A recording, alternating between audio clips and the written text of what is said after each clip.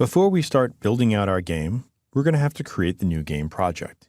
Here I have Unity opened up, and you'll see in this window if we actually had projects we had worked on in the past, they would be listed out here under the Projects tab. We're going to create a new project, and we're going to call this Super Zombie Runner. Our game is going to be an endless runner, and these are very popular games, and they're also easy to make. In this course, we're going to focus on the essentials of what makes an endless runner, such as our player, spawning objects, and trying to avoid them so that we don't die. Once you've selected a location for where you want to save your project, make sure you select the 2D mode so that Unity knows how to 1. Import artwork and to convert them automatically into sprites instead of textures for us, and 2. It'll also fix the way that the camera view is so that we'll just see the 2D mode view. When you're ready, click Create Project, and Unity will create this new project for us. Before we get into bringing in the artwork and the stuff we'll need for our game, I just wanted to take a moment to talk about configuring the layout of Unity. By default, this is what you see. Now, usually, I like to have the Game tab below the scene. I move the hierarchy next to the inspector, and I'll put the project and console together at the bottom.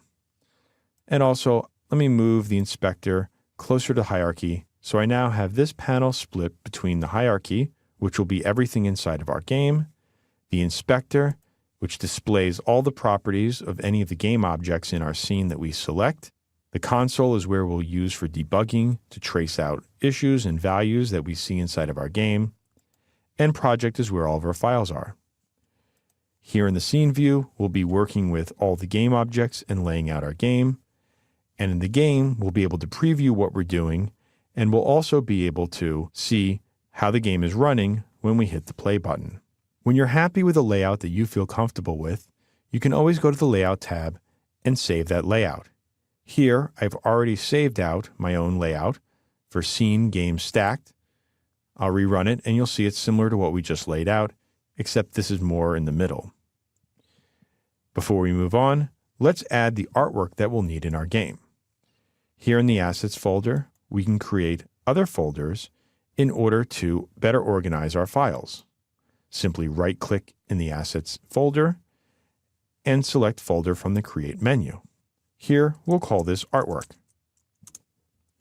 Now, I've already created all the artwork we need for the game, and I've actually organized them in folders for us.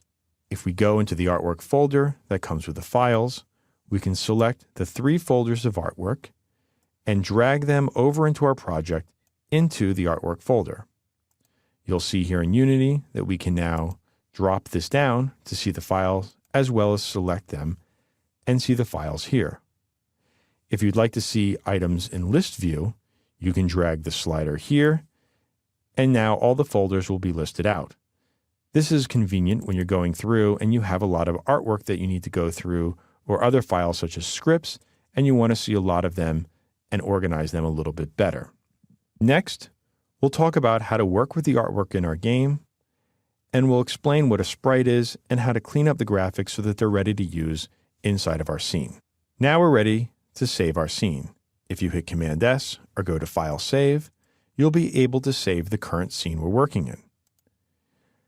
Let's make sure that we save this inside of our Assets folder, and let's make a folder called Scenes.